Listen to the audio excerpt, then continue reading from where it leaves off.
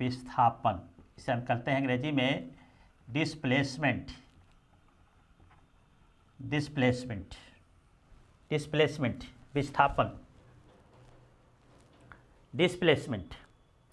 अभी तक आप मेरे चैनल को सब्सक्राइब नहीं किए हैं तो मेरे चैनल को सब्सक्राइब कर दीजिए, जिससे आपको आने वाला वीडियो मिल सके। चलिए करते हैं विस्थापन।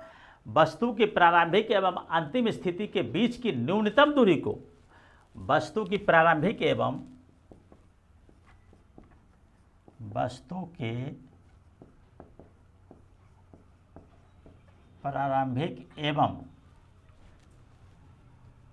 कोई वस्तु चलना शुरू कर रहा है तो उसका शुरू का एवं अंतिम स्थिति के बीच, अंतिम स्थिति के बीच की न्यूनतम दूरी को, बीच की न्यूनतम दूरी को विस्थापन कहते हैं। विस्थापन कहते हैं। यानी कहता है ये यहाँ पे एक शर्त लग गया, क्या? न्यूनतम दूरी होना चाहिए। क्या होना चाहिए? दूरी, न्यूनतम दूरी होना चाहिए। अगर कोई वस्तु यहाँ पर है और यहाँ से यहाँ चला गया ये 5 मीटर, फिर यहाँ से यहाँ चला गया 3 मीटर चला गया। अगर ए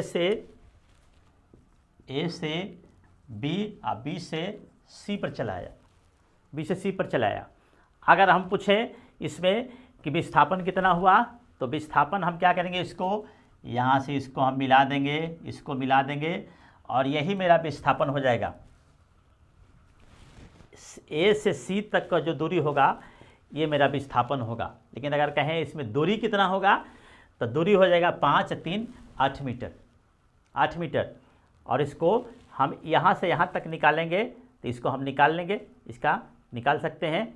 हम जानते हैं कर्ण स्क्वायर, पाइथागोरस प्रमेय, कर्ण स्क्वायर बराबर लंब स्क्वायर प्लस आधार स्क्वायर, इसे हम लोग निकाल लेंगे। यानी कि ये हो गया विस्थापन, विस्थापन।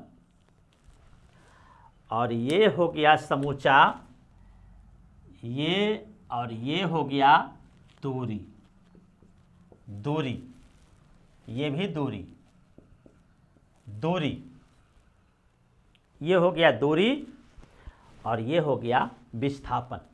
यही कहता है वस्तु के प्रारंभिक एवं अंतिम स्थिति, ये मेरा प्रारंभिक स्थिति है, प्रारंभिक स्थिति है और ये मेरा अंतिम स्थिति है, अंतिम स्थिति है। प्रारंभिक, किसी वस्तु के प्रारंभिक एवं अंतिम स्थिति के बीच की न्यूनतम दूरी, तो न्यूनतम दूरी ये हो गया, को विस्थापन कहते हैं। और अगर पूछेंगे सिर्फ दूरी कहेंगे तो दूरी हमारा यहाँ से यहाँ तक हो जाएगा। हम बताए थे इसके पहले वाला दूरी में कि दूरी विस्थापन के या तो बराबर होता है या विस्थापन से बड़ा होता है। यहाँ आप देख सकते हैं, समझ गए? विस्थापन आप लोग समझ गए कि विस्थापन क्या हो गया, प्रारंभिक स्थिति और अंतिम स्थिति के बीच का न्यूनतम दूरी, न्यूनतम दूरी ये मेरा हो गया। अगर आप यहाँ से कोई वस्तु यहाँ जाती है तो यहाँ से हम यहाँ मिला देंगे, ये जान लेंगे, है ना। इस तरह से कोई वस्तु अगर यहाँ से यहाँ गया और फिर यहाँ से यहाँ आया तो हम इसको क्या करेंगे, यहाँ से यहाँ मिला देंगे और उसके बाद इसको जोड़ देंगे। ये मेरा हो जाएगा ए बी सी डी। तो हम निकालेंगे विस्थापन हो जाएगा, अगर दूरी कहें तो दूरी हो जाएगा इसका A plus B plus C plus D. विस्थापन हो जाएगा इसका, विस्थापन हो जाएगा इसका A plus C plus D. ये मेरा विस्थापन हो जाएगा, न्यूनतम दूरी। आप लोग अब इसको, मुझे उम्मीद है आप इसको समझ गए होंगे। चलिए, विस्थापन एक सदिश राशि है। विस्थापन क्या है? विस्थापन सदिश राशि है। सदिश राशि के बाद हम पढ़ाएंगे राशि भी पढ़ाएंगे, सदिश राशि अदिश राशि हम पढ़ाएंगे। इसके बाद विस्थापन क्या है, सदिश राशि है। चलिए इसके बाद इम्पोर्टेंट है विस्थापन का मान, विस्थापन का मान एकदम इम्पोर्टेंट, इससे हमेशा प्रश्न पूछता है। विस्थापन का मान क्या होगा, निगेटिव भी होगा, निगेटिव भी होगा, पॉजिटिव भी होगा और जीरो भी होगा, तीनों होगा। विस्थापन का मान धनात्मक, इसका मान धनात्मक होगा, निगेटिव ऋणात्मक होगा, ऋणात्मक होगा, धनात्मक होगा और शून्य भी होगा। इसका मान धनात्मक, ऋणात्मक एवं शून्य भी होगा, है ना। इसको अब हम तीनों समझते हैं, बहुत इंपॉर्टेंट चीज़ है। इसको आप नोट करिए, समझ लीजिए, इसको नोट कर लीजिए। इसको फिर हम इसको मिटाते हैं। तीनों हम समझते हैं कि कैसे तीनों होता है। विस्थापन का मान धनात्मक, ऋणात्मक एवं शून्य, तीनों कैसे होता है इसको अभी हम समझेंगे।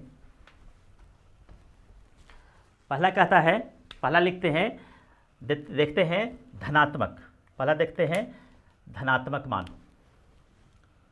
पहला नंबर में धनात्मक विस्थापन, धनात्मक विस्थापन, धनात्मक विस्थापन, धनात्मक विस्थापन।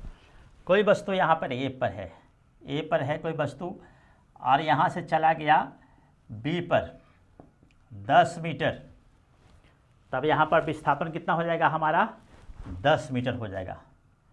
विस्थापन 10 मीटर मेरा ये हो गया धनात्मक विस्थापन, ये धनात्मक विस्थापन हो गया 10 मीटर। दूसरा कहता है ऋणात्मक विस्थापन।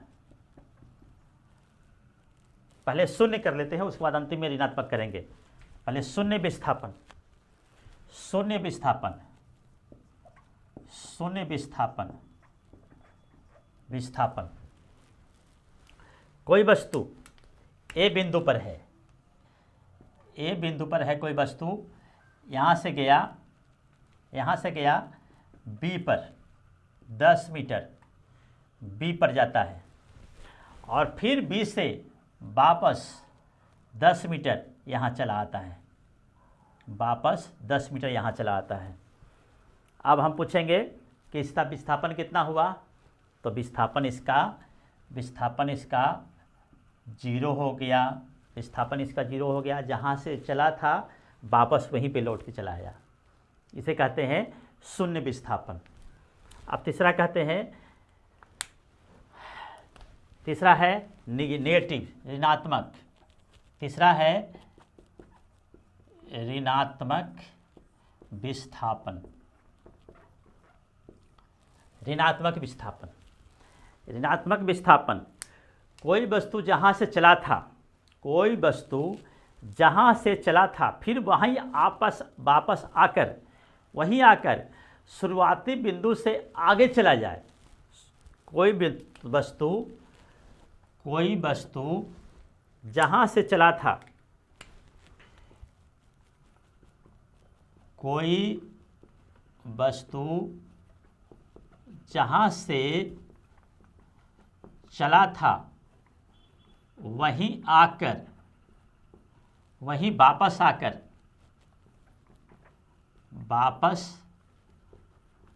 वहीं वापस आकर शुरुआती बिंदु से,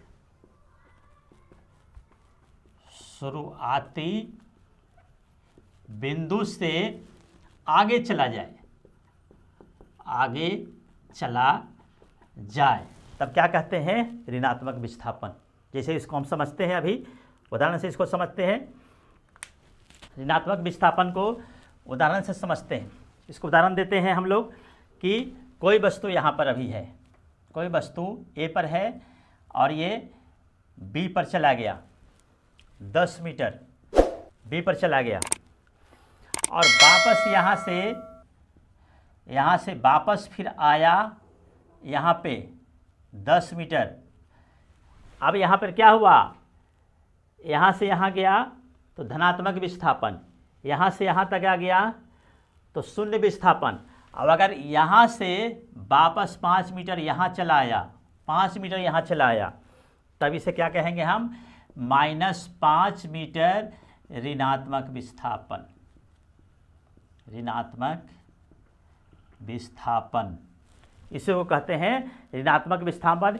यानी कोई वस्तु जहाँ से चला था, यहाँ से चला था और वापस वहीं आकर, वापस फिर यहीं आकर के शुरुआती बिंदु से आगे चला गया। यहाँ शुरुआती बिंदु था यहाँ पर, और यहाँ से देखिए आगे चला गया। इसे ही कहते हैं हम ऋणात्मक विस्थापन। अगर यहाँ पर कोई गेंद उछालते हैं, यहाँ से कोई गेंद उछालते हैं, यहाँ गया और यहाँ से वापस फिर यहाँ आया, तो ये होगा क्या? यहाँ से यहाँ तक गया तो ये हो गया धनात्मक विस्थापन। यहाँ से यहाँ तक आ गया तो ये हो गया हमारा शून्य विस्थापन। और यहाँ से वापस यहाँ तक चलाया गेंद, ये है 5 मीटर, ये भी है 5 मीटर, और ये अगर है 5 मीटर तो ये हमारा हो गया -5 मीटर ऋणात्मक विस्थापन हो गया। इसको उदाहरण से समझते हैं। इसको अगर हम यहाँ रखे हुए अभी हैं, इसको हम फेंकें, यहाँ से हम इस तरह से इसको फेंकते हैं ऊपर की ओर। अगर इसको हम फेंकें तो वापस यहाँ पे आएगा और नीचे गिर गया, तो नीचे गिर गया तो ये यहाँ से जो नीचे जाएगा वही होगा ऋणात्मक विस्थापन। यहाँ से जो गया, यहाँ से ऊपर गया, फिर वापस यहाँ आया, यहाँ से जो नीचे जाएगा उसी को कहते हैं, यहाँ से जो अब नीचे जाएगा उसे कहते हैं ऋणात्मक विस्थापन। यानी कि इसमें तीनों विस्थापन हो रहा है। यहाँ से गया यहाँ तक धनात्मक विस्थापन, यहाँ से वापस आया शून्य विस्थापन, और यहाँ से नीचे गया तो ऋणात्मक विस्थापन। परीक्षा कंपटीशन में पूछेगा कि ऋणात्मक विस्थापन में कौन होगा, तो ऋणात्मक विस्थापन में ये तीनों होगा, धनात्मक और शून्य दोनों होता है ऋणात्मक विस्थापन में। यही है हमारा विस्थापन। विस्थापन सब हम लोग देख लिए। विस्थापन से यहीं से प्रश्न पूछता है। आप लोग अभी तक मेरे चैनल को सब्सक्राइब नहीं किए हैं तो मेरे चैनल को सब्सक्राइब कर दीजिए, जिससे कि आपको आने वाले वीडियो मिल सके। Thank you.